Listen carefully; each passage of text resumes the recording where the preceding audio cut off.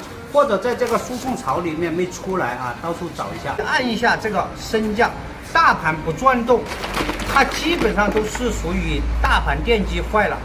或者是大盘电机的插线坏了啊，跟主板的插线坏了啊，然后出现故障代码2，就是这里数字如果是2，这种情况一般它会出现2种现象，一种就是这样升降不停，一种就是这个按起来没有任何反应，这是故障代码2。升降不停一般是这个线路板或者是这个中间这根线啊，这根线断掉，或者是下面的磁控线坏了，或者是主板坏啊，大多数是这几种情况啊。如果说它是不动的，没有动